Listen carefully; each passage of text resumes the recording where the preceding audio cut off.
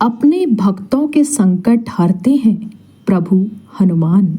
सुने मंगलवार व्रत कथा।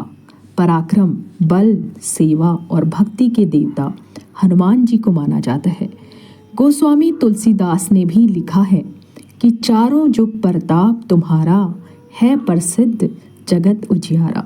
इसका अर्थ है कि इकलौते देवता हनुमान जी ही हैं जो किसी न किसी स्वरूप में जगत के लिए संकट मोचक बनकर हर युग में मौजूद रहेंगे।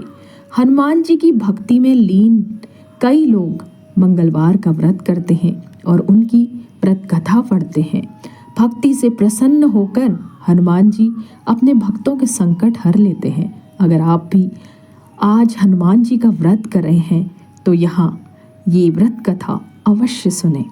काफ़ी समय पहले की बात है। एक ब्राह्मण दंपति था जिसकी कोई संतान नहीं थी। इससे वो बेहद दुखी रहते थे। संतान सुख पाने के लिए ब्राह्मण वन में जाकर पूजा करने लगा और हनुमान जी से संतान की कामना की।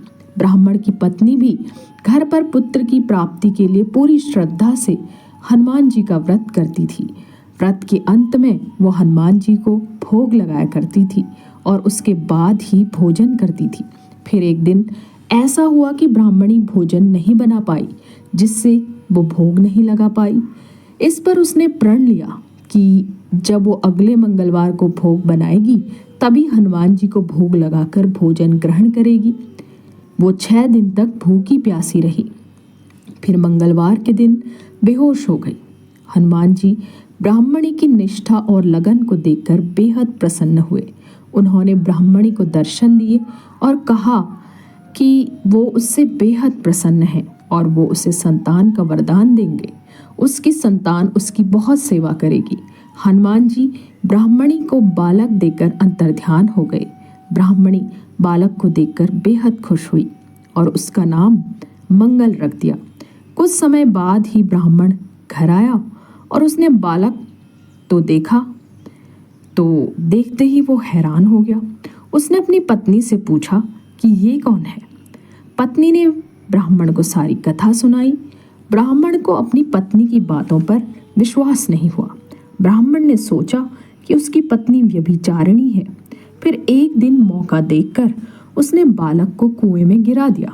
लेकिन जब ब्राह्मण से उसकी पत्नी ने बालक के बारे में पूछा तो वो घबरा गया। पीछे से मंगल मुस्कुराकर वापस आ गया। बालक को पुनः देखकर ब्राह्मण हैरान रह गया। रात को हनुमान जी ने उसे सपने में दर्शन दिए और सारी बात बताई। यह सुनकर ब्राह्मण बेहद खुश हुआ। उसने हनुमान जी से अपने किए के लिए माफ़ी मांगी।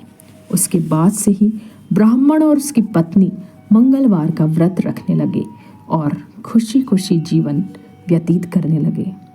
तो दोस्तों, ये थी मंगलवार की व्रत कथा।